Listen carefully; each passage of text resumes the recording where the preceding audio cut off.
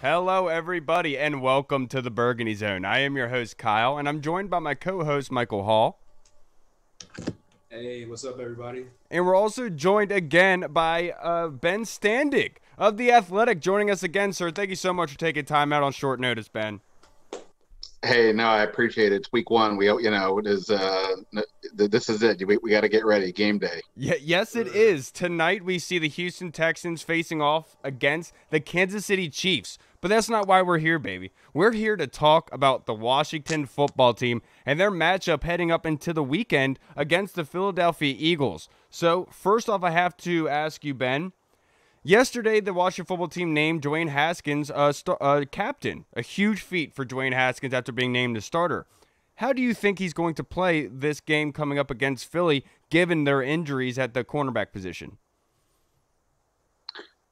You know, I would love to be more, authoritative on some of these responses about what's going to happen. And honestly, it's just so hard to tell because, yes, I did watch him in training camp, and I could tell you that there were times where Dwayne Haskins looked pretty good. You know, he looked like the guy you want to set. People want to believe that he can be, with the arm strength and all that. But we haven't seen them do anything against another actual team, and this goes to the other side as well. I think the NFL, we're going to see some the variances on how teams finish. I think is going to be pretty dramatic, even for a league that has every year there's like the last place team that wins the division and then it goes the other way. Look, I think that offensive coordinator Scott Turner, based on what we've seen, is going to call a lot of plays where the ball gets out of Dwayne's hands quick to the backs, particularly Antonio Gibson and J.D. McKissick, but also I think Steven Sims and Terry McLaurin. And I think that'll help give Haskins some confidence, and maybe it even reaches the point where his numbers, including the completion percentage, look reasonable, right? I mean, He's getting a lot of short throws. But I also saw him, struggle with reading some coverages, and some throws were way off. And, is he still going to make that throw that he probably shouldn't? At this point, I'm going to guess yes. So I guess my answer is it's going to be sort of a mixed bag. I think some of his final numbers could look reasonable, but there's going to be a handful of throws where you're like, oh boy, and you just have to hope that when he throws those, the ball hits the ground or somehow, works out and it doesn't get returned as a pick six or a turnover. So, I'm cautiously optimistic, but I'm just treading lightly with the going overboard because I do still see some of the inconsistencies that we saw last year. Yeah, and that's a very good point indeed, Standig. Now, I have to ask you, this defense, this is the strength of the team right now.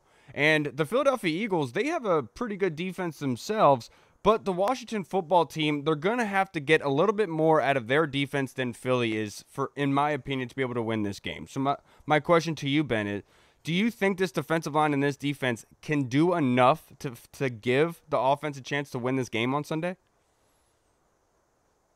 It's interesting, right? I mean, we all think Washington should have a really good defensive line.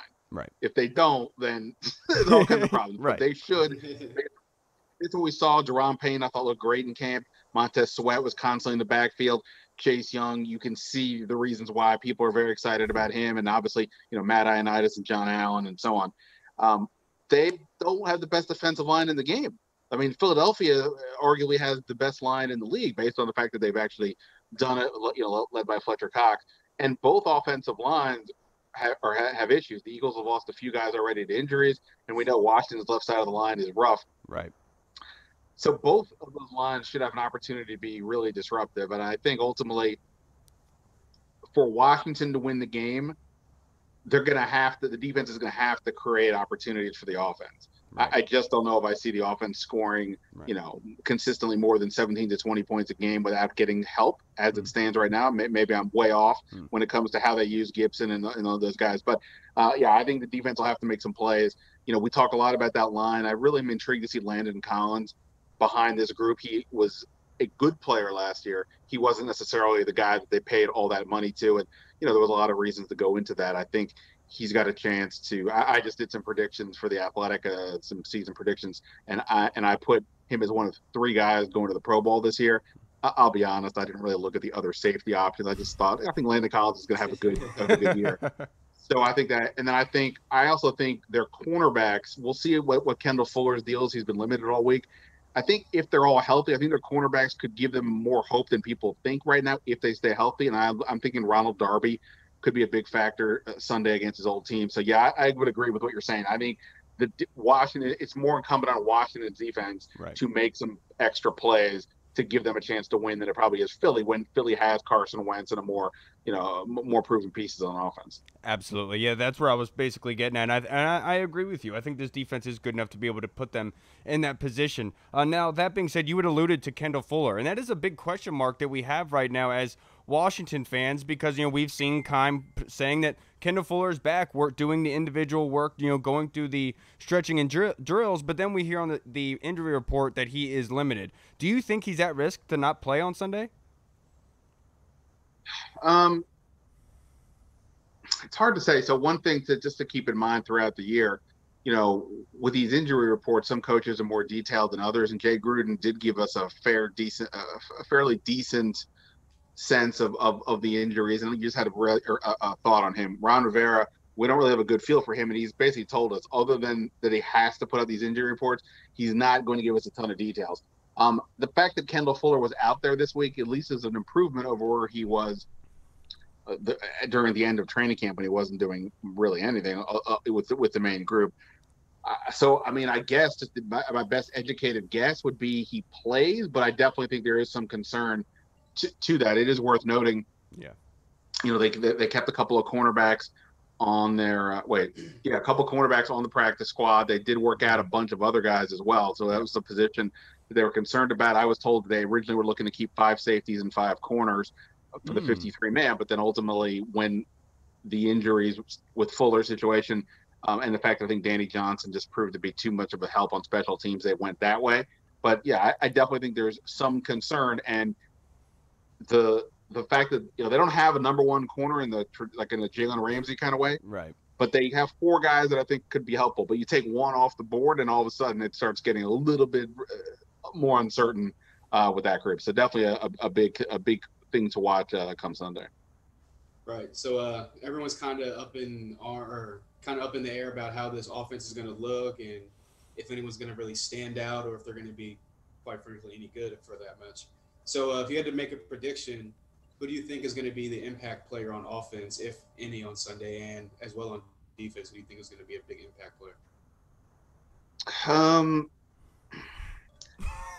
So the Antonio Gibson part of this, I want to go with him in part because I wrote a pretty lengthy story about him a couple weeks ago, and that was a big focus for me this offseason. And I do think he's going to be a really dynamic option for them at some point. But I also think he needs to figure out kind of more what he is doing. And I was told, Rivera said this on the record, and I've heard some other people kind of say this on the side that, he's maybe a bit too confused right now. It's not a slap in the face. He's having to learn 2 positions without a preseason and with limited practices compared to normal. I think the running back to watch this week is J.D. McKissick in the sense that my take, this isn't what Scott Turner or Rivera have said, but in my opinion, I think McKissick looked better than people thought he was going to during training camp. He just looked like, he was constantly good. He showed good hands, good quickness. He had the spin mode going a lot. And again, don't interpret this as saying I think he's the next whatever. I'm just saying I think he looked pretty good, and I think he's a guy you can rely on. Like Peyton Barber is an absolutely solid NFL running back, but his yards per carry went down 4 straight seasons at Tampa. I don't think he's being viewed as the bell cow by any stretch. I think he's there to be a stable presence and to fill in whatever is needed. I think Gibson and McKissick until Bryce Love is ready, and I don't think that's really realistic week 1. Maybe I'm wrong, but I had Bryce Love making the team. Other people kind of didn't prior to the Peterson cut. So I buy Bryce Love, but I don't know if I buy him week 1. I just think McKissick may be the guy who can help them in all phases right off the bat. So I think week 1 he would be, if you made me predict, I would say he's the guy who gets the most snaps and that's therefore presumably the most touches. And I think he's got a shot to get 6 to 8 catches, with all those short passes plus carries along the way. Yeah, I totally agree with you on that, Ben. That was a good point there. Now I have to ask you, another player that was on the injury report was Antonio Gandy Golden, the rookie out of Liberty. He was diagnosed with, it looks like, a concussion. He is now practicing in full. My question to you, Ben, is did Dontrell Inman win that job based off his play and cohesion with Dwayne Haskins, or was it more based on AGG not being available because of his concussion? Yeah.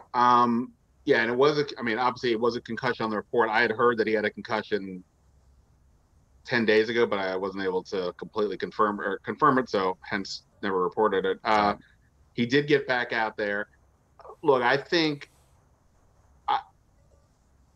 whoever the veteran was, whether it was going to be Cody Latimer or when they had to bring in Don Trelleman, I think that player had a reasonable chance to be the third receiver, assuming they came into camp and looked good, because you already are going with, Terry McLaurin is as interesting as he is. He's only a second-year receiver. Right. Same as Steven Sims, who was an undrafted free agent who did come on late in the year, but still a work in progress. The tight end situation is dicey. And now in particular with the running backs without Peterson, you really are pretty inexperienced at running back. So I think having a guy like Inman, I think makes a lot of sense. He did look pretty reasonable in camp. Again, it's hard to gauge it exactly. When you watch him out there, he looked like a professional wide receiver, and he's got good size. Health has been an issue for him last few years. That doesn't seem to be a problem right now. So I think he would have gotten it. Gandy Golden, for all of his impressive tools, his hands, his size, he's making a huge leap from Liberty to the NFL. And without a preseason, I don't know what the realistic expectations were for him, even if he had been healthy in camp to be starter. That said, I mean, to me, he would be the fourth guy, considering the fifth guy is another rookie and an undrafted free agent in Isaiah Wright, who I think they're looking more on for special teams. So, it won't surprise me if sooner than later that Cam Sims comes back on the roster as another receiver, just simply because, not that he has a ton of experience because he's barely played in the NFL, but he's been around a bit more. And, we'll see. I think the Gandy Golden part's interesting. How quickly do they feel comfortable using him with regularity when you already have a lot of young and unproven pieces elsewhere on offense? Right, and that makes a lot of sense. I just wanted to ask that question because I was wondering about that, because we heard a lot about Inman and Haskins linking up. I just wanted to see, because we did, like you said, we didn't know about AGG's concussion until this week. So I just want to know if that had any input into the depth chart. Now, to finish up the interview, Ben, I have to ask you a two-part question. First part being your prediction for Chase Young's performance on Sunday in his debut. Two, your prediction for the game outright, if you can. I think as an individual player, I'm probably as excited to watch Chase Young over basically everything else. The wins and the losses this year, I'll get to that in a second. I suspect the final number is not going to be, what fans want. But I don't think this year to me is about the wins and the losses. I meant just for this Sunday. Sorry. Yeah. But I'm just saying, I think the stepping stones are the young pieces in place, and Chase Young is the biggest one of those, at least on the defensive side. And I think we'll start seeing Sunday. There'll be some mistakes. There'll be moments where the Eagles get the better of him because they've got some good pieces still left in the line. But I think he gets at least one. I think he gets a sack on Sunday, and I went 8.5 on the year. As for the game itself,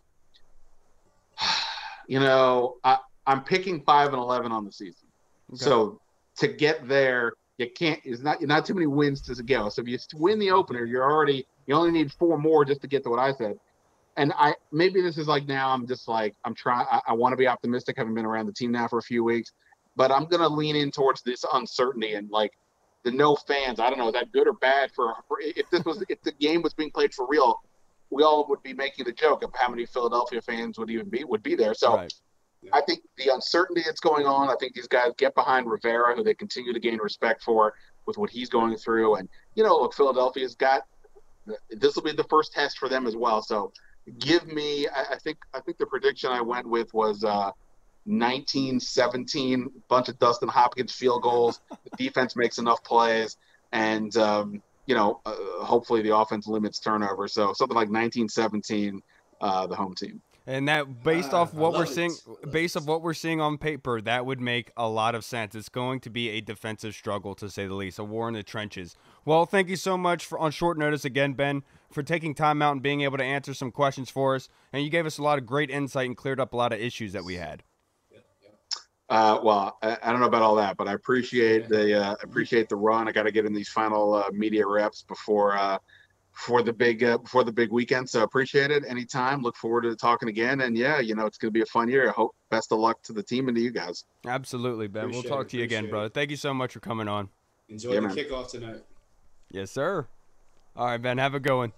All right, guys. Appreciate it. Bye.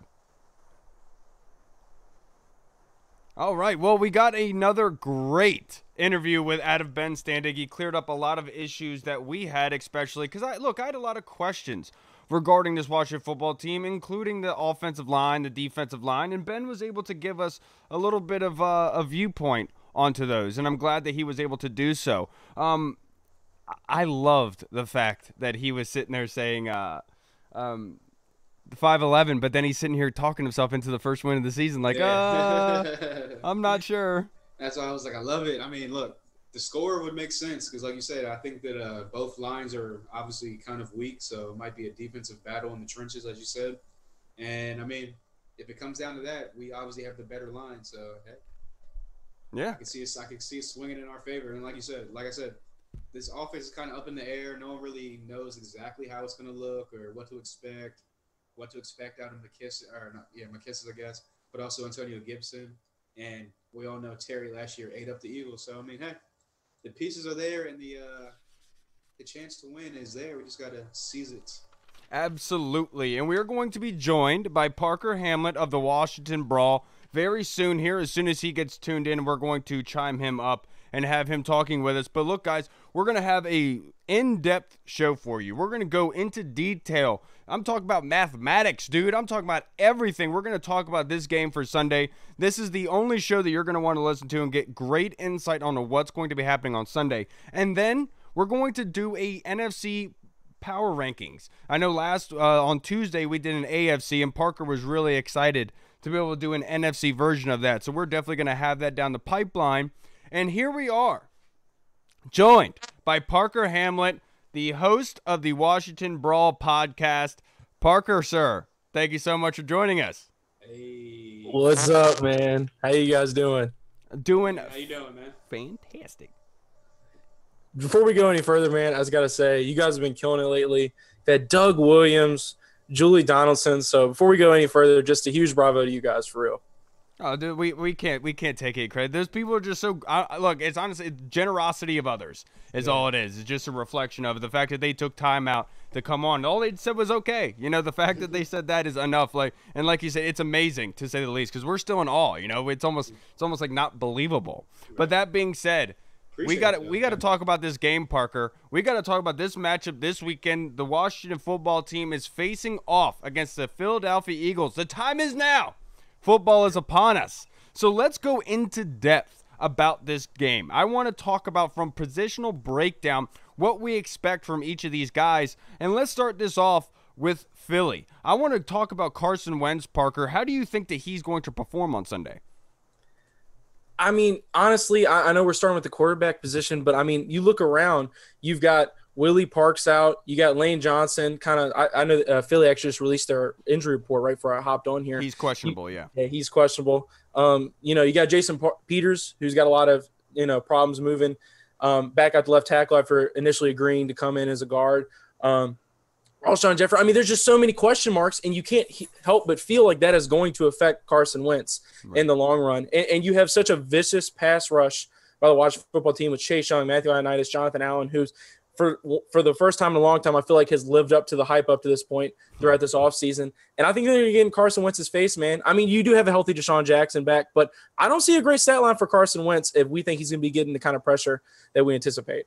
Yeah, I absolutely agree with you. What about you, Hall? Do you think Carson Wentz is going to pull off one of those normal games that he usually does against the Washington football team?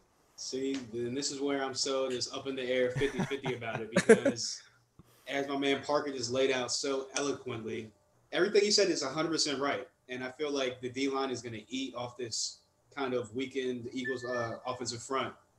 But that being said, if you watch Carson Wentz down the stretch last year, he was throwing to guys like Greg Ward Jr., who was a quarterback in college. I mean, he was out there pretty much doing it by himself.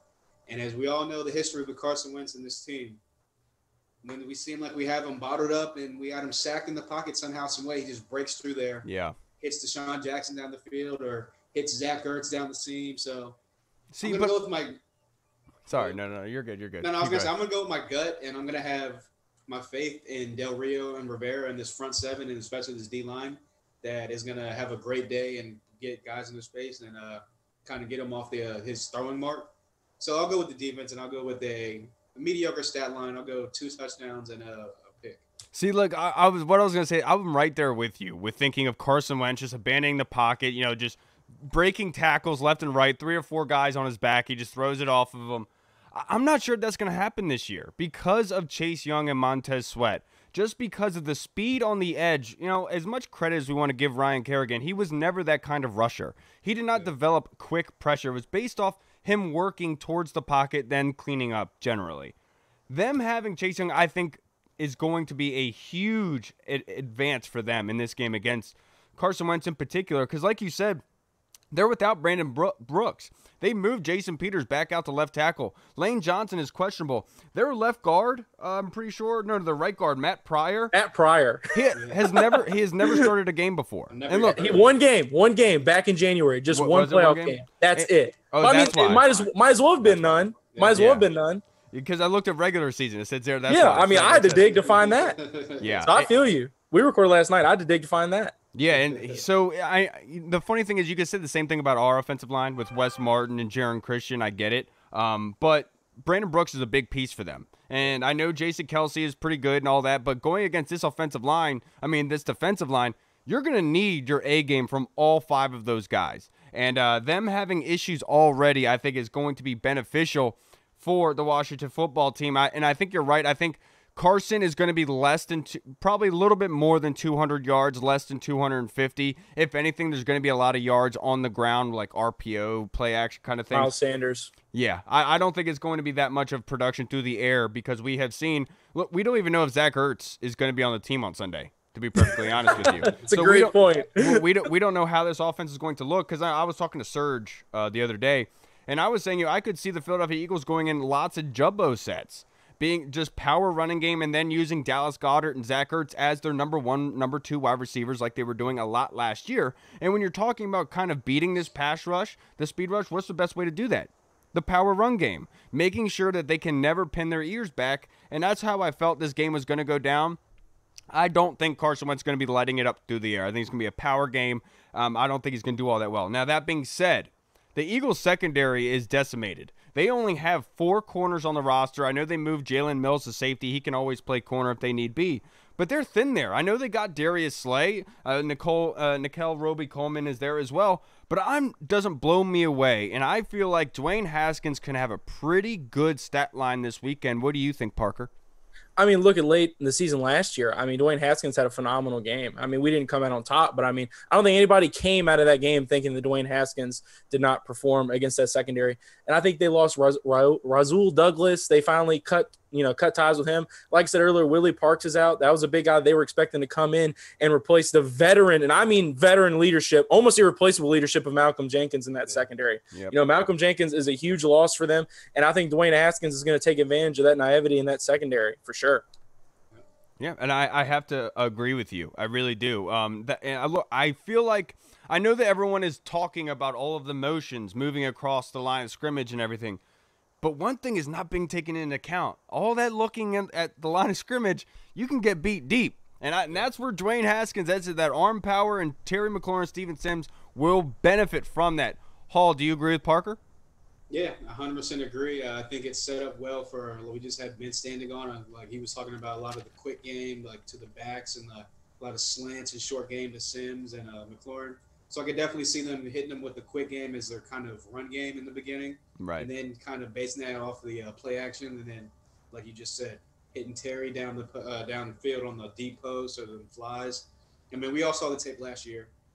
You read my mind. Yeah, Terry McLaurin against Darius Slay when he's up in Detroit. He owns him. Yeah, and Darius Slay came out and said the 2 hardest guys that he played against last year were Devontae Adams, who he plays against twice a year, every single year, and one and only Terry McLaurin. I was at that game, and there were so many instances where Terry's route running was just completely finessing Darius Slay, who is one of the fastest corners in the NFL other than maybe Byron Jones. And Terry was making him look like a bum out there. I looked dead in this camera yesterday when we recorded, and I said, look, Darius Slay and Terry McLaurin, that is the matchup to watch because I feel like Dwayne Haskins isn't going to miss those home run balls this time around. He's got a head coach that believes in him. He's got an offensive coordinator that believes in him, and I don't think they're going to miss those opportunities this season. So I think that's a great point. Exactly. And then Terry and Dwayne were putting in working together in the offseason as well. So I feel like they have even more cohesiveness together. And like I said, I think they're going to do a lot of quick game, a lot of passes to the backs. Look for Gibson and McKissick to be a big factor, mainly McKissick, like Standing just said earlier. So I think that, definitely the potential is there for him to have a pretty good stat line. And like you just said before, Parker, he had his best game maybe came against the Eagles last year before he got injured. So I'd look for him to hopefully carry that on to the game week 1 and keep on roasting these Eagles. Yeah, absolutely. Now, that being said, one of the weapons that Dwayne Haskins, in my opinion, is going to need to hit this weekend in particular is Logan Thomas. The reason why I say that is Pro Football Focus base grades. The weakest unit on the Philadelphia Eagles defense is the linebacking core. Their 3 starters are Nathan Jerry, who had a 62.2 rating last year. TJ Edwards, who actually is like a journeyman, played for the Atlanta Falcons, is actually pretty good. He had an 83.4 rating. And then Duke Riley has a 73.2. Look, I know you're going to look at the Washington football team and say, look, they don't have ballers there at linebacker. Look, I understand, but the Washington football team is well built around that position as well. The Philadelphia Eagles is not. So if I'm sitting here, I want Logan Thomas to take and rip apart this linebacking core so then they can start hitting deep. I want to work the middle of the field, get those cheap change kind of throws to Logan Thomas, be able to create that separation, and then be able to run the football down their throats. Parker, how do you think Logan Thomas does? I think once you get to that second or third level, I think what Logan Thomas brings this team as an athlete is just – I mean, you look at the rest of the group. You got Marcus Ball, Jeremy Sprinkle. I definitely think Logan Thomas is your best option. Like you said, they are so slim at linebacker. I actually didn't know it was that bad. I mean, they're looking like the Rams at linebacker. That is not good at all for them, and they're going to have a hard time, especially if what we're hearing about at camp is true and Haskins and Thomas are building that rapport with each other. I mean, we got a Hokie over at Washington Brawl, my co-host Chris Fowler. We're all very high on him. Part of me is like, oh, is he really going to be that good? But I feel like you're right. He's going to take advantage of all those mismatches he's going to get week 1. Yeah, and that middle of the field should be wide open. And the reason why I want Logan Thomas to at least have 3 or 4 catches, just to build that kind of cohesion with Dwayne early in the game. I know with RG3's rookie year, what did Kyle Shanahan do to start the 2012 season in the Saints game? He threw 3 straight screen passes to get RG3 in the motion to get going. That's how I want Scott Turner to kind of use this. Attack their weaknesses. Let's hit the middle of the field. Use that big target there against those speedy linebackers. What about you, Hall? What do you think about Logan Thomas this game? Yeah, I think you're right on point. I think he has between 3 to 4 catches. I'll go on the high side of 4, but I think he's going to be mostly used if we can get down to the red zone. Yeah. I think he's going to be a good target with his size and his kind of athleticism in the red zone for Dwayne to kind of throw like a jump ball or kind of one of those behind throw. What's it called? Like not a deep fade, but a behind the back kind of fade or whatever you want to call it. So I think back shoulder throw. You talking? That's it. That's what it was. Back shoulder kind of like throw or a fade in the corner of the red zone for him. So I think that with him being so athletic and him being a former quarterback, he kind of knows how to work those coverages, sit in the zones, and kind of just get open. So look for him to hopefully be that safety valve that we all expect him to be for Dwayne this Sunday. Yeah, and they're going to need it, to be perfectly honest with you, to move down on this defense because when you got guys like Fletcher Cox coming down, you got to get that safety. That's where I was getting to next. I was going to the Washington offensive line, which you could say is probably one of the weakest of the unit of the team thus far. But this is where the Eagles are kind of built like the Washington football team right now, if you can look at it. Kind of weak at wide receiver, unproven at running back, but really good defensive line. And that's where the game is going to be won on Sunday. Can Scott Turner scheme a way to be able to get these guys out in space? Can he get these playmakers out in open space in green field? Can these blockers move these big guys out of the way? We all want to talk about Fletcher Cox. We all want to talk about Brandon Graham. We don't want to acknowledge the elephant in the room in Javon Hargraves, who they picked up in the offseason from Pittsburgh, who had an 83.4 grade last season with Pittsburgh. This is a star-studded defensive line right now. It's going to be hard for them to move. I could see them having a lot of hiccups. I don't see them having any penalties because we've heard it's going to be very, very fast game plan. We're going to see a lot of no huddle, and so that way they can't think. I would love that kind of aspect from them. I'm just really worried about this offensive line. I'm not sure if we're going to be able to have over 80 yards rushing. What about you, Parker? I do know that on the injury report that just came out, Jaron Hargrave did not participate with pectoral hamstring injury. Derek Barnett's also limited with his snaps. So like we were talking about earlier, it's just more of those injury problems for Philadelphia. Yeah. And on the offensive side of the ball, on the offensive line for the Washington football team, we had Mitch Tisler from Washington Football Talk on last week. And he said that he expects Jaron Christian to kind of blossom this season, kind of be the Eric Flowers type. That's certainly the best case scenario. I mean, they have a very stout defensive line over there in Philadelphia. Jim Schwartz is a great defensive mind. I think you're going to need a lot of 2 tight end sets, man. You're going to have to batten down the hatches and really prepare for those guys. I do think that they're built very similarly, but if you let them come in and beat you, out-coach you, it could get really ugly. I hate to say that, but it could get really ugly. Oh, absolutely. And look, this offensive line we saw last season, they weren't pushing guys around. So we're sitting here thinking that the Philadelphia defensive line is going to manhandle them. But we don't know what's going to look come Sunday under this new coaching staff. I have a lot of respect for Chase Royer, Brandon Sheriff, and Morgan Moses. Wes Martin really showed off last season. Huge question mark. Now, if I truly believe in this scheme, I think that Scott Turner's going to make this scheme look really good. They're going to make these tackles look really good, and they're going to get the ball out fast. I don't believe we'll give up more than 2 or 3 sacks on Sunday. Dwayne should not be holding the ball that long. They should be tired by then. Now let's flip to the other side of the ball. Let's go to the defensive line going against their offensive line. We've talked about it already. They are really beat up without Brandon Brooks. They just moved Russ back to left tackle. When he took a pay cut. Lane Johnson restructured his contract so Jason Peters can move back to left tackle and get a pay cut. Look, Jason Peters is not a slouch. Nobody's sitting here and acting like he is. I remember a bunch of Washington fans on Twitter clamoring for Jason Peters in the offseason. I remember, but the fact is, this unit for the Washington football team, I think, can take advantage of this offensive line. I'm looking at 4 sacks on Sunday. What about you, Parker? My prediction on our episode was I think Chase Young is just going to have a day, man. I mean, I have all the respect in the world for Jason Peters, 16-year veteran in this league. But, I mean, have you guys seen the pursuit in training camp by Chase Young, man? I think Chase Young is just going to exploit him. And, historically, Lane Johnson has won a lot of his matchups with Ryan Kerrigan. But there have also been some instances where Ryan Kerrigan has bested him as well. I just think it's going to be too much for them to handle, man. And I think you're absolutely right about the offense being able to get the ball out of their hands quick. I think that's why you let go of a guy like AP, and you have a lot of 2-back sets with guys like J.D. McKissick, Antonio Gibson. Scott Turner's going to get the ball out of this guy's hands quick. If you watch the last end stretch of the Carolina Panthers last year, I went back and watched some of their tape.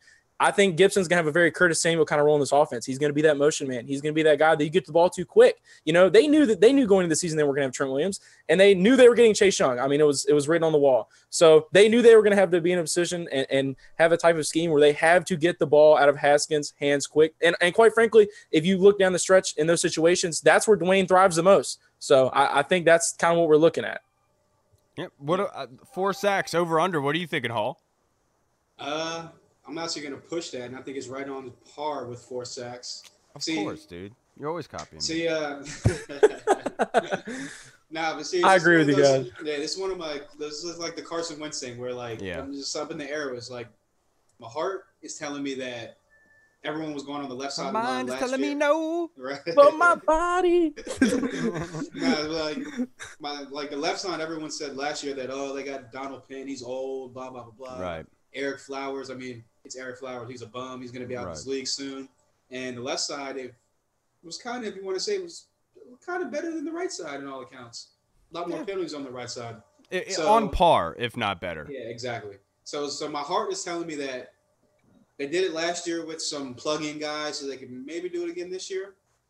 But my brain is telling me, man, I've seen Jerron Christian play a couple times. It's rough. It's rough. But again, like people have been saying, the same thing was said about Morgan Moses his first 2 years. And all of a sudden, that third year, he blossomed. And next thing you know, he's the Morgan Moses that's been in solidly playing right tackle for us for the last 4+ years. So I'm hoping that everyone's like talking up Jerron Christian. We had Morgan Moses on back in July and said that he's just been a whole nother beast this offseason. Looks great. Yeah, he looks great. He trains with Trent every offseason anyway. And AP, another guy he trained with, was just like raving about him. So I'm hoping that he kind of gets that mindset of this is my time to shine. So he will be a plug-and-play type of guy and be serviceable at best. Yeah, and that's all we can basically do at this point. Now, I don't think Miles Sanders is going to be doing all that much. Now, for your fantasy guys, he's going to be getting your PPR, your targets out of the backfield, your normal stuff. But I feel like we're going to be seeing the kind of front that we saw 2 years ago with this defensive front where, they were stopping Christian McCaffrey. They were stopping Zeke Elliott. They were stopping Todd Gurley. They were doing really well, and that's why I see this team doing on Sunday. I think they're going to stifle them up front. The one thing that you can beat Jason Kelce. Jason Kelce is probably one of the better, probably the best rated center by Pro Football Focus in the run game, but his pass game is where he lacks. And that's where they can really salivate and go after the quarterback. But it all goes into effect on how they game plan. Will they give the Washington football team a chance to pin their ears back and go after the quarterback? And it all depends on that rush defense. And I think they will command the trenches. And I think they'll win that. I don't even know how to say it. I completely forgot. The battle of positioning. Field position. Oh, my goodness. Good enough, man. Good enough. No, I was just so off on that. Just the people know what you mean, man. The people know what you mean. Right. But let me ask you guys. There was this little funny thing that came up on Twitter the other day. So let me ask you, if you could pick the first sack, if there was going to be multiple sacks on Sunday for the Washington football team, who would get the first? Ioannidis. Yeah. It just makes the most sense to me, man. I mean, the guy's got the second highest strength in Madden. And I mean, anybody who watches them, in real life knows that he's vastly underrated on this defensive line. We've got him on a pretty team-friendly deal. And, man, if you don't, batten down the hatches, double him up, he is going to throw your guard straight in your quarterback. So I can see Matthew Ioannidis getting the first sack on Sunday. What about you, Hall? I could definitely see Chase Young just coming like a speed rush off the edge and just beating that right tackle real quick. And just before Carson Wentz even knows it, he's not even really taking the hit, just kind of curling up like, oh, and just falling to the ground. So I can – hey, man, you got to protect himself. He's injury prone.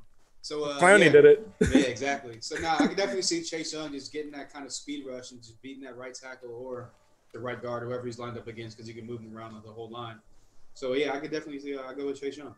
I think it's Daron Payne, and for the reasons that I just explained, Jason Kelce not being good in the passing grade, and then you have that guy starting for their offensive line. What is his name? Parker? I forget his name. Matt Pryor. Matt Pryor. Yeah. Him starting at right guard, I think Daron Payne is going to be able to get in the backfield early and often, him and Jonathan Allen. I just feel like Daron Payne might be more of a better finesse pass rusher than Jonathan Allen is at this point, just by a smidge, in my opinion. I just feel like he could be the easier one to get the first sack. Now, the first touchdown, where are you thinking, Hall? Man, that's a good question. That is a tough one. You know what? I'll go Steve Sims Jr. I like that. I love my slot receivers. I got to give my love to show some love to my slot guy. So I'll go Steven Sims Jr. on I'll even give you a 15 to 20 yard touchdown from Dwayne. Ooh, I like that one a lot. What about you, Parker? Who do you think scores the first? I'm going to go another guy who's very explosive on the offense, third-round draft pick, Antonio Gibson. I think they're going to hit him in maybe a play-action screen of sorts, and he's just going to break it open, man. And they're going to expose that secondary because, quite frankly, I don't think that they're going to be able to tackle that man open field. And I think he's going to make a big statement. Yeah, I said that on Twitter the other day. I agree with you. But to be fun here, let's say Logan Thomas at that red zone threat, being able to beat out those middle linebackers. And Dwayne in training camp showed that in the red zone, he had an eye for Logan Thomas. I wouldn't be surprised to see him get that first touchdown.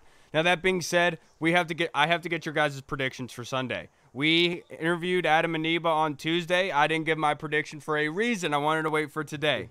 So, Hall, let's move to you, brother. What is your prediction for this Sunday? Will the Washington football team go 1-0? Well, I've done a lot of pick-ems throughout the week, and I've picked Washington to win every one. I'm thinking about putting a $50 or $100 bet down on the money line on Washington. Ooh. So, with that being said, obviously, I'm going Washington. I think that the defense gives this front of the Eagles trouble. I think that Dwayne makes just enough plays on offense, whether it be through Gibson, McLaurin, Beaton, Slayer, whoever deep, or like I just said, Steve Sims on that 15 to 20-yard touchdown. And I think that special teams, no one's really talked about special teams a lot. I think that we have the better special teams in the league, and I think that they're going to play a huge part in this. And I will go 23-20 Washington with a late field goal from Dustin. Oh, man. I feel it, baby. I feel it. I just don't think it's going to be that high scoring. Yeah. I do believe the Washington football team pulls out this victory. This is kind of a prove-it game for everyone. I've said this all offseason. I feel like this Washington football team is capable to come into week 1 and punch Philly in the mouth and prove a lot of people wrong. I think that's going to happen this Sunday, but it's going to be hard fought. These are two very similar teams. There are going to be lots of fighting in the trenches, and it's going to be low scoring with lots of field goals. And that, in my opinion, I think it's going to be 16-13 Washington wins the narrow victory against the Eagles. What about you, Parker?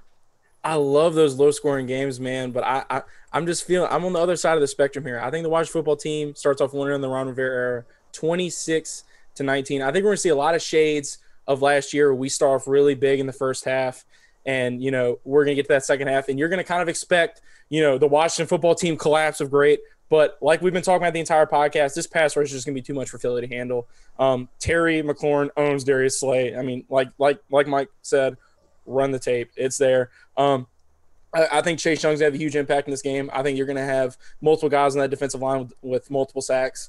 And, you know, I feel like it's just going to be a feel-good way to kick off Ron Rivera in D.C. I see the Washington football team winning 26-19. Dude, when you started that off, I thought you were going the other way. I thought you were going to say it lost. I was like, dude, is that what we're doing here? I didn't want to be that guy. And quite frankly, I think we're going to come out on top. This is the first time I've been confident about us heading into week 1 against Philly in a long time. Yeah, look, you can call us homers all you want. I just feel like this is a better team right now, to Absolutely. be perfectly honest with you. I mean, look, this is like a so-called trap game for Philly because they got so many injuries. Yeah. Everyone's just expecting us to be like a bottom 5 to like bottom 3 team in the league. So, and Carson Wentz. Exactly. Is he going to make it the whole game? Who knows? Hey, who knows? I mean, if this pass rush gets in his face, man, he's going to get roughed up. I mean, what happened in the playoffs? Oh, Clowney did a dirty hit. That's football. And he has shown that he is not durable. When he's at his best, he's an MVP candidate. But will he be an MVP caliber type of player when that pass rush gets in his face? We'll see. Yeah, I think another key to this is going to be they got to stop or limit the broken plays, if you want to call them that. Where perfect, good Carson point. Wentz gets out the pocket and gets loose and kind of just looks for that guy downfield, aka Ertz, Deshaun Jackson. So if they can limit the broken plays and kind of get, like I said, Carson Wentz off his mark and get in his face a little bit, I have full confidence that they can win this game. Yeah, I have to agree with you. Now, that's going to wrap us up. We all think the Washington football team is going to win on Sunday, and that's all we can hope for. Just start the Ron Rivera era 1-0, please. That's all we ask. Let's start this right, because the one team that we cannot talk crap to is the Eagles, because they have won the Super Bowl so far in the past, so close to the past. But, guys, let's move on to the overall NFL. In about 2 hours, we'll be seeing the first NFL game of the season. On Tuesday, we did our NFC Power Rankings, our top 10 rankings, how we thought that was going to play out. So this time, we're going to do NFC. And I know Parker is extremely excited to be able to do this portion. Segments. Love it. All right, so let's start this off. Parker, I'm sure you already have one ready for us for your number. Do you have a number 10? I do have a number 10. I've actually got my top 10 ready to go, man. I love the AFC edition. I'm kind of glad I missed out on the Drew Lock Broncos hype. I'm glad we're doing NFC. I'm ready to go, man. I'm ready to go.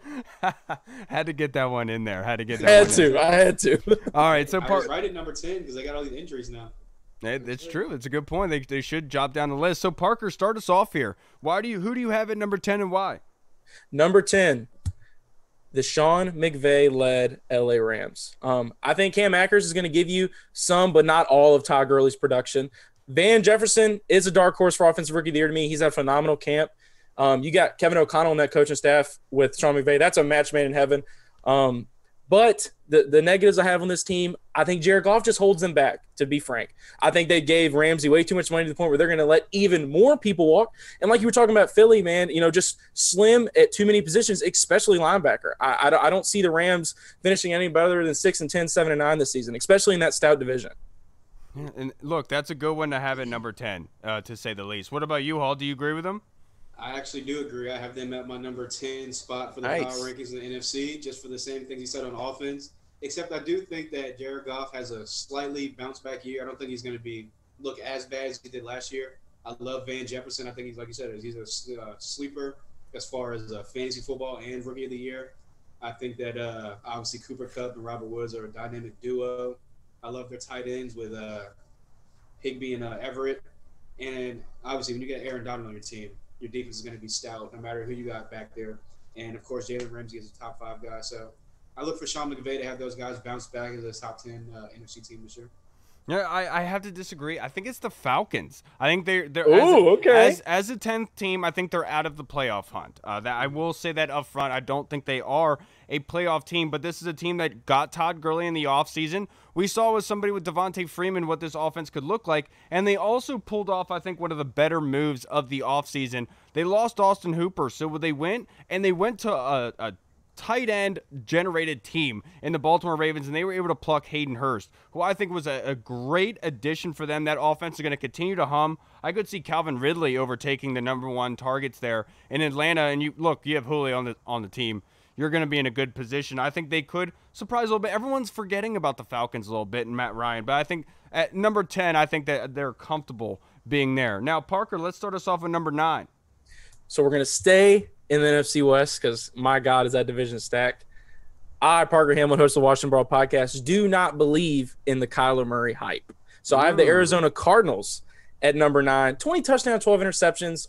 Rookie of the year? Come on, man. That should have went to Josh Jacobs, A.J. Brown. In my opinion, they were a little bit more – they warranted that vote a lot more. I think DeAndre Hopkins is a great addition. I think Cliff Kingsbury is a genius. I think that their passing game is going to get a lot better. But I just think once you get to those division matchups, it's just going to be too much for them to handle. They're going to look great against us in week 2. But like I said, when you get down the stretch, you got to play against Seattle, you got to play against San Francisco. I think they're this year's Cleveland Browns. A lot of hype. A lot of hype. That would make a lot of sense. At number 9, I have Minnesota. I think this is a team. I love it. They're kind of taking a step back. They're regressing in a way, but also trying to stay the same by drafting Justin Jefferson after unloading Stephon Diggs. They have a lot of money wrapped up in their team right now. I could see them just missing out on the playoffs just because of how good the Packers are. I think they're going to beat them. And that division is so packed, I could see the Bears outdoing them there. Now, who do you have at 9, Hall? I have a bit of surprise. I think that the Chicago Bears have a bounce-back year. And I got them in my number 9 spot. I think that it'll be the Mitch Trubisky show for the first couple of weeks, and then Nick Foles will do what he does best, come in as a cleanup guy and take this team to the maybe as a fringe wild card team. Obviously, you got Khalil Mack on the defense. He's a superstar. This defense is still stout. This is what carried the team last year. They weren't that bad. They had a little bit better quarterback play. They could have easily been in the mix for one of those playoff spots. I will say, I would agree with you if Nick Foles was starting straight up. Now, Jimmy Graham at tight end, that defense is still top 5. Exactly. Fair argument. Yeah, exactly. So, I think that Mitch Trubisky has his ups and downs throughout the first quarter of the season, but I think that come week 5 or 6, Nick Foles will come in there and then they'll hit that little hot streak and take off from there. Yeah, Lord knows. We're sitting here. I'm making my prediction for the Bears. I didn't even put them on my list. And I didn't either. And then in the start of the second half, they start Nick Foles. That could easily happen. And all of a sudden, they're a playoff team like Tennessee last year. I could easily see something like that playing out. So now let's go to number 8. And I have the Cardinals there. They have really built a good team there. Everyone is forgetting about Patrick Peterson. He continues to play well. Larry Fitzgerald, the walking skeleton, is still out there in Arizona humming and chumming. They are a very well-built team. They added DeAndre Hopkins. It's hard to be able to facilitate that offense, and I think Cliff Kingsbury has the right players and the right scheme to gel with. I think the Cardinals at number 8, I just feel like their defense is not good enough to get them into the second round of the playoffs. I think they lose that wild card round. What about you, Parker? We're actually going to switch entries here because at number 8, I have the Minnesota Vikings. And to me, it comes down to 4 words. Diggs will be missed. Yeah. I just think that Justin Jefferson lacks explosiveness that Diggs had. And, while Adam Thielen can be one of the best receivers in the league, he needs to play 16 games for me to buy in on him being the pinnacle of that offense. Everyone gets a lot worse without Diggs out there. And if Dalvin Cook goes down, which is a big reason I didn't take him in any of my fantasy drafts, then the Minnesota Vikings are not winning their division, let alone making the playoffs. I mean, look what they did Kirk's first season there when Dalvin Cook wasn't on the field. Kirk will have another above-average year per usual. But, I just think this is Green Bay's division to lose. Yeah, the biggest thing for me with Minnesota is their defense. When their defense is getting better, that's when they're starting to get top 5. I felt like their defense took a step back this offseason. You're right. Completely fair. That's why I dropped them down to number 9. Well, who did you have at number 8, Hall? Yeah, I actually have Minnesota at number 8. Yeah, I think that Danielle Hunter just went on the IR, so he's going to be out for the first couple of weeks. Oh, yikes. I know they got Ngakwe, so they should still have a formidable pass rush. I like Dalvin Cook. I think he's in a contract year, so I think he's going to have a pretty big year. Like you just said, Kirk's going to have his above-average numbers because that's what he does. He puts up above-average numbers. Doesn't always equate to wins, though. So, I definitely think it's Green Bay's division to lose. And I think that, like you said, the loss of Diggs is definitely big. I like Justin Jefferson coming out, but I don't see him being that impact player like Diggs was where he's going catching 4 or 5 touchdowns. I disagree. I mean, look, he could definitely be that guy. He can. He did it at LSU, but I mean, that's the best team in college football history, though. I mean, it depends on what context you're really using. I mean, to me, the Justin Jefferson comp I kind of get a lot is that it's very reminiscent of DK Metcalf. People are saying the same thing about DK went to the pros. Oh, he looks slow. He can't run his routes. So I still think Justin Jefferson is going to be a great pro, but I just don't think he has the explosiveness of Stephon Diggs. Yeah, so exactly. And that's my thing. I think he'll be good, just not early on and good enough for them to – not a game breaker. Yeah, not to get enough wins. I think towards the end of the season, he'll kind of have that not Diggs-like impact, but a poor man's Diggs impacted. When I did the film breakdown of Justin Jefferson, I fell in love. My player comp for him was Odell Beckham. The way that he broke in and out of his routes, the kind of athletic movement of his body, it reminded me a lot of Odell. Now that being said, I would think that Justin Jefferson wouldn't do well this year if he was put in a position where he was the number 1 guy. Now that with Adam Thielen there, they can't target him, I think he's going to get the Stephon Diggs treatment where he's going to be able to run those 10, 15-yard out routes and be able to show you that he can garner those receptions. Because watching that offense last year, everyone talked about Jamar Chase. Everyone talked about all of these guys going deep downfield, but nobody was recognized that Justin Jefferson was doing the dirty work. He was disgusting. Right. I love that pick by Minnesota because they just recharged right there. But we are going out of the wayside. We're going off a little bit. So let's go down number 7. This is where I have the Rams. I absolutely love Aaron Donald. The dude is a freak of nature. He was made in a lab. You win in the trenches, and I know the Rams up front are kind of struggling, but the reason why I have them over the Cards, over Minnesota, over the Falcons is simply because of Sean McVay. That scheme, him as an offensive coordinator, he is one of the best, and he gives you that extra oomph heading into. And I think that Cam Akers could actually become a pretty good running back, if not a really good running back by committee with Mac Brown there as well. I think the Rams could really surprise people this year, and they just linked up Jalen Ramsey. This could be a really good team. Yeah. What about you, Parker? All right, so this is where my list gets a little juicy. I'm going to start turning some heads now. I think we have seen the 2020 will be the last year of Drew Brees. I have the New Orleans Saints at number 7.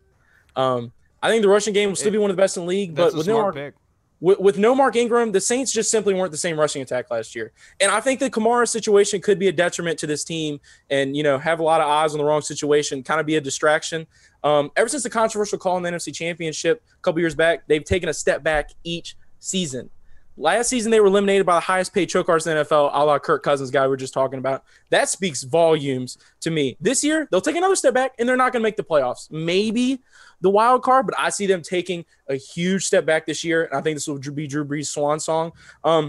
It won't get much better once he leaves either, because then they're going to have to depend on Taysom Hill, who's a trick play at best, and then maybe Jameis. Michael Thomas, still going to be a top 5 receiver, though, but I see the Saints really falling down this year. Yeah, and that makes a lot of sense. I've talked about it many times. Drew Brees' arm strength you saw last year was not the same. Not the same as it was. They're going to – and it's a smart one because the defense is one that kind of just gets thrown in there as like a good defense. But they could easily drop out, and we could see a huge change in the Saints. Who did you have at number 7, Hall? I actually have Philly at this spot. Oh, I had them a okay. little bit higher. Once they started Good getting spot. all the injury bugs, I kind of like lowered them a couple spots. But I think that once they get Jalen Rieger back and Deshaun Jackson on the outside, both of them, two speed demons, that'll be good for them. Obviously, you got Ertz, his number one favorite target. He's a stud unless they trade him away. But who knows what's going to happen with that. Right. I don't think they're going to trade him away just because this is like a not a make or break season for Ertz, but they're going to need him because they have such limited weapons so far. But my key to this offense is Miles Sanders. If he can do anything that he did last year, stay healthy enough, I think that he'll be in the not MVP race, but the kind of fringe on the outside looking MVP race. I think he has a really big year this year. He's poised for it. Yeah, I love him in the passing game as well because he's kind of that Antonio Gibson role where he's a mismatch for the linebackers and safeties. There's another But one yeah. where like Hall predicts something, and I think he's crazy, and he ends up being Then it right. happens. That's how it goes. Dude, it's just how it goes, dude. But now, yeah, I think that once the defense gets a little bit healthier, the back end, obviously losing Malcolm Jenkins is going to be rough, Yeah. and all the injuries. So I definitely think that they'll be the number 7 spot, just kind of squeaking into the playoffs as a wild card. Yeah, I didn't even put Philly on the list just because of all the injuries. I know that they're a good team and everything, but this is another team that we could right now be thinking is a middle of the pack, but by end of the season, an injury or two here and there, they could be seeing bottom 5, bottom 10, to be perfectly honest with you. Now, They're the best coach team in the division. they are. They are. Bar none. Bar none. That is You're true. absolutely. Now I'm heading to number 6. I'm going with the Seattle Seahawks. The only difference here, the reason why I don't have them higher on my list, is simply because I can't trust the defense. They are just not well built enough for me to be confident in them and being able to win a division and go far in the playoffs. But Russell Wilson, Josh Gordon, DK Metcalf, Tyler Lockett, that is a Chris Carson, just a well-built offense. They're going to run the ball down people's throats and be able to throw at will. They're going to do well. I just don't see them going far. I have them at number 6. What about you, Parker? And like I said, my list just gets more and more controversial with each entry. I swear I'm not just trying to get a reaction. I strongly feel this way about my number 16. You guys are high on the Denver Broncos in the AFC. In the NFC, my team that I'm very high on, the dark horse, is the Atlanta Falcons at number 6. Detroit. I think Todd Gurley has potential to win comeback player of the year this season. Atlanta had a strong end to their season last year, defeating teams like the 49ers, and they played for Dan Quinn when they thought that his job was on the line. And unlike the Packers, they were on the wrong end of a lot of close games. And, you know, Julio, though he isn't burning the world down in fantasy or anything, he's still someone that you have to pretty much surround your entire defensive game plan around. Yep. And then you got Calvin Ridley on the other side. And I think Hayden Hurst, like you said earlier, Kyle, will pick up exactly where Austin Hooper left off. And he'll give Matt Ryan a really consistent option in the middle of the field, a lot like you were talking about Logan Thomas with Dwayne Haskins. Honestly, I think the defense is a little bit better than people give him credit for. Deion Jones, one of the best coverage linebackers in the league. Keanu Neal is a solid safety. I love Grady Jarrett at defensive tackle. Glad he finally got paid.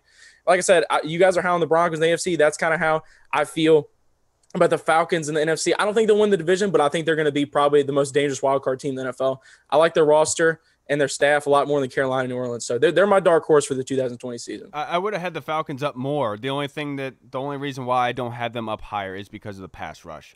They have every reason to scare you. Yeah. I completely understand that. Yeah, the confidence level with them, I just don't have that very high. Now, with 6, do you have the Falcons, Hall?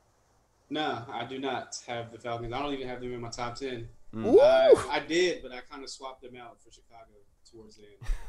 But, Everybody has that team. Yeah, exactly. but nah, I think that my number 6 team in the power rankings for NFC is going to be the Green Bay Packers. I think that, again, Matt LaFleur, Aaron Rodgers, year 2, I think that the offense is going to grow more. I think that he's going to have a little bit more trust in Aaron in year 2. I think that Aaron Jones has a big contract coming up. He's going to get paid and ball out like he did last year. I'm kind of sketchy on the number 2 guy. I mean, I like Alan Lazard, but I mean, is he going to really be that number 2 guy? Can Valdez-Scantling come back and be that number 2 guy? Obviously, Devontae Adams, who obviously is going to get his numbers if he can stay healthy. Aaron Rodgers personally talked about Valdez-Scantling this offseason. Yeah, I know. So he has a lot of expectations on Aaron coming in. So when Aaron's like calling your name out personally in the media and saying that, it's probably a good thing. So I look for him to maybe have a big year. Obviously, Devontae Adams again, but this defense with the Smith brothers coming back off the edges. I like their cornerbacks and I like their safeties. I just think that Mike Pettin is going to run this in the second year of this defense. They're going to have them boys out there flying again. And I think that Matt LaFleur with this run game and Aaron Rodgers at quarterback, number 6. Yeah, they're going to win the North. I have the Packers at number 5. I like your thinking there. Aaron Rodgers said it best. I think he had a quote the other day. He was like, "Everyone acts like we weren't 13-3 last year, Right? Like everyone forgets about gosh. that."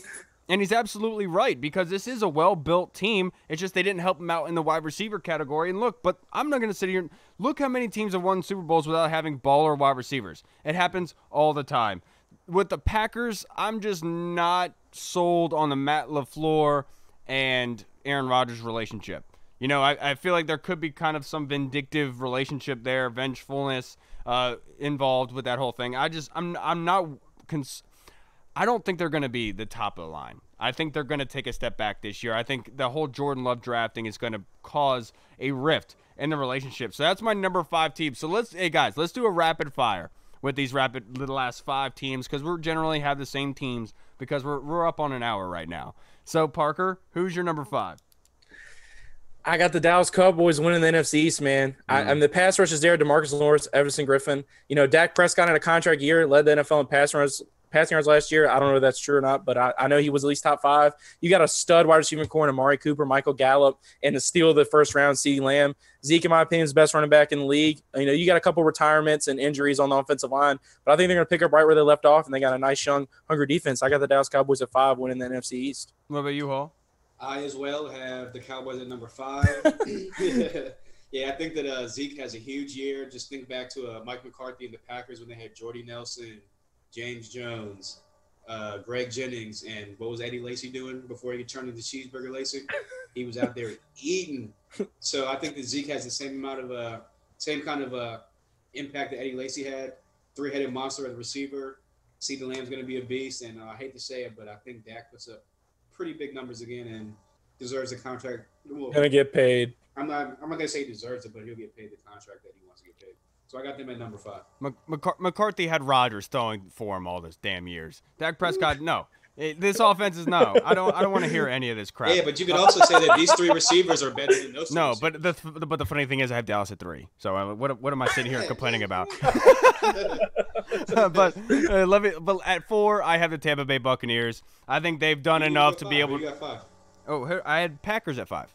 Oh shit! Yeah, my bad. You're right. So at 4, I have the Bucks. Todd Bowles, the defensive coordinator, turned around that defense last year, had them playing a lot better. They go and they add Rob Gronkowski. They go and they get Leonard Fournette. And then they also have Mike Evans, Chris Godwin, Scotty Miller. This is a very good team. They are well built. Defensively in the back end, you could say they're probably not. They could be better, but I trust Todd Bowles. I think he's going to have this team turned around, and they are going to be the second in the division, in my opinion. Who do you have it for? I got the Green Bay Packers. I think Matt LaFleur gets a lot of flack for how the NFC Championship went, and you hear that mantra of the worst 13-3 team ever. In my opinion, Aaron Rodgers is still a top 5 quarterback in this league. He gets another offseason to familiarize himself with Matt LaFleur's playbook. You know, you got the Smiths off the edge, like Hall was talking about. Jay Alexander at corner. Somebody that I really want to focus on, I think he's going to have a huge season this year, is Darnell Savage. He went down with an ankle injury in week 5. Wasn't really the same player, but injuries will do that to you. He's a ball hawk, led the team in forced fumbles last season. I think that Packers defense is going to show that what happened in Lambeau last year was not a fluke. Nice. My number 5 team is 4. 4 team. So our number 4 team is the New Orleans Saints. I think that, like you said, Drew Brees' arm strength is kind of decreasing as the years go on. I think this is going to be his last year in the league before he jumps in the booth on NBC. I like Cameron Jordan coming off the edge. I like the addition of Malcolm Jenkins going back down to New Orleans. I just think that the last 3 years have just been so rough on them. I think that they sneak into the playoffs, but I think they have another first-round exit. Yeah, then look, that's a good one with the Saints. I have them. I'm gonna rip off my top 3 for you guys. At Dallas, I have them at number 3. The reason why they're not 1 or 2 is because defensively. Now, that being said, they did not have a good defense back in 2016. But when you're averaging 5 yards a pop and you are bleeding the time of possession, your defense has a lot of time to be able to stay fresh and healthy. If they can replicate that this season, I think this could be a very, very, very dangerous Dallas team. But it all weighs on that running game, and everyone wants to anoint Mike McCarthy, dude. But I just don't think the guy's very good. He's got too much talent to mess this up, Kyle. I know, but he's just got too much. They went bargain bin shopping for their head coach. You know what I'm saying? Like, let's not act like this dude's about to grenade this. I agree with you. But I have them at 3, and then the Saints man, at 2. He's not a Freddie Kitchens, man. Jeez. I know. But look, I have the Saints at 2. Them getting Malcolm Jenkins. They have that low undercover defense there with that pass rush. They're very, very good. I think they're still going to have that running game. Sean Payton, like Sean McVay, has a leg up mentally with his offense. And then I had the 49ers number 1. The best well-built team in the NFC right now, the San Francisco 49ers. What's your top 3, Parker?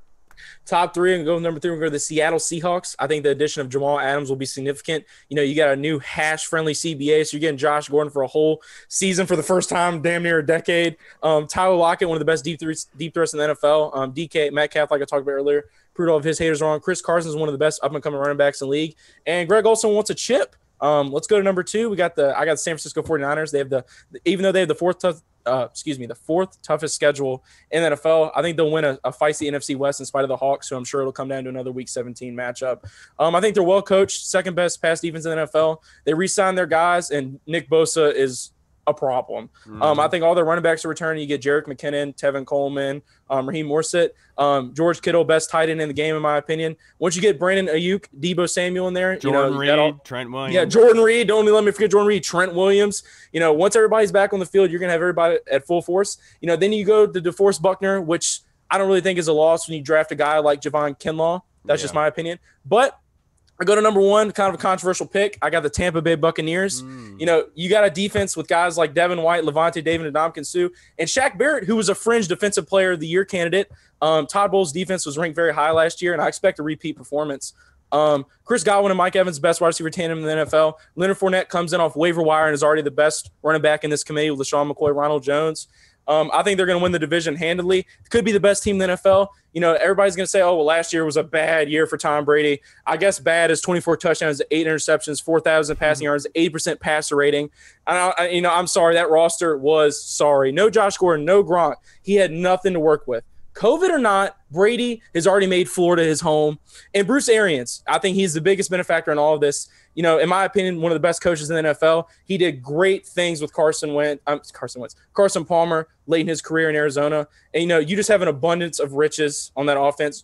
Gronkowski, O.J. Howard, and we all know how Tom loves those 2 tight end sets. So, in my opinion, my number 1 team in the NFC, believe the hype, Tampa Bay Buccaneers. I just don't think they're going to be the best of the NFC of the class, just because we've seen, even with basketball, when these new teams get together, there is a growing period. You have to learn how to lose before you learn how to win as a team. Work for the Warriors. It's true. It's a good point. But they already had 1-1 before Katie had gotten it. Fair. But so let's also your 3-2-1, Hall. What are you thinking?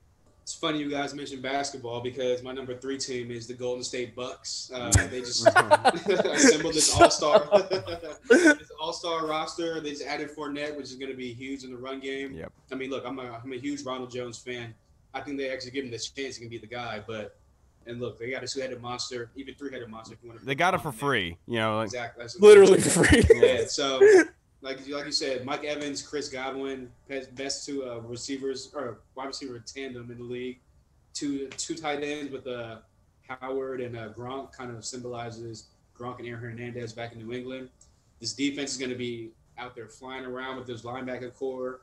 Todd Bowles, I think, is going to be up there for kind of the defensive coach of the year. If there is an award for that, I don't even know if there is or not, but he should definitely be up there. And I think that he takes over this team for Bruce Arians after they win the Super Bowl this year, or at least go to the Super Bowl. Actually, I don't think I got into the Super Bowl because my number 2 team is the Seattle Seahawks, who I actually have in the Super Bowl this year, representing the NFC. I'm going to go Chiefs and Seattle in the Super Bowl this year. I think that Russell Wilson, somehow, some way, it's never happened before. Never got MVP votes before. Yeah, it was crazy. I think this is the year where he finally gets enough MVP votes to actually win it. And I think that Pete Carroll's up for Coach of the Year, what he does with Seattle. I got them winning the West. And my number 1 team is the San Francisco 49ers. Yeah. Even though I got Seattle winning the West, I think that overall San Francisco is a way better built team. Repeat year. Yeah, exactly. I'm not going to say they're going to go 13-3 or 14-2, whatever it was last year, but I definitely got them at like 12, 11 wins, somewhere around there. Yeah, to beat the Seahawks, they're going to need Jimmy Garoppolo to play better. Exactly. And I think the addition of Jordan Reed, giving him another weapon, if he can stay healthy, is going to be huge. Trent Williams protecting his blind side is going to be huge, and obviously his defense with Nick Bosa. You lose somebody like DeForest Buckner, you think like, oh, it's going to be a huge hit. Nope, you draft Kinlaw, plug and play, monster.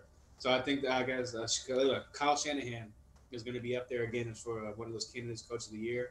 And I think that San Francisco is the #1 team in the NFC. Absolutely. Look, we all were accordance except for Parker, who just loves him some Brady. Loves I love Tom Brady, the GOAT. Some Tampa Brady. That's my quarterback. All right, everybody. Well, that's going to wrap us up for this show. Thank you so much to Ben Standig for coming on and giving us a little sneak peek, a little more insight into the team. We had some questions regarding it. Of course, thank you to one of our closest friends, Parker Hamlett, who's been with us for a while. We go back and forth, and we absolutely love it, sir. You are killing it over at the Washington Brawl. You guys are absolutely destroying the product out there. I'm loving every minute of it. And as a group, I think as a podcast group, we all appreciate your work, Parker.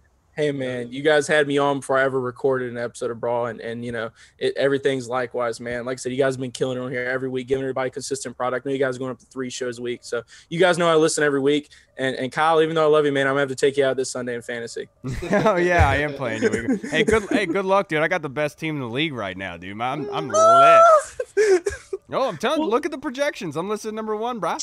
I mean, you are listed #1. Projections don't mean exactly. You got CMC, but James Conner ain't making it to week 4. Mike Evans already got a hamstring injury. I love Terry McLaurin. All the computers don't lie, James Conner. But Devontae Parker, though. Yeah. It's gonna be a great game, though. It's going to be a fantastic matchup. And like Parker alluded to, guys, we're adding another show on Sunday. We're going to have an immediate dissection of the game following the Washington football team facing the Philadelphia Eagles. We'll be able to discuss everything that happened and transpired, and hopefully we'll be watching discussing a W going down. All right, everybody, I'm Kyle. I'm Hall. I'm Parker. And thank you so much for tuning in, everyone. Reed, we love you, brother. Hopefully you get back soon. Yeah, man, miss you, buddy. Parker, I really do appreciate you coming on, brother. Yeah, No man, problem, man. It's always a blast. You guys are always super easy to record with. I appreciate it. Of course, brother. You have a good time. All right, everybody, we'll see you on Sunday. Washington football.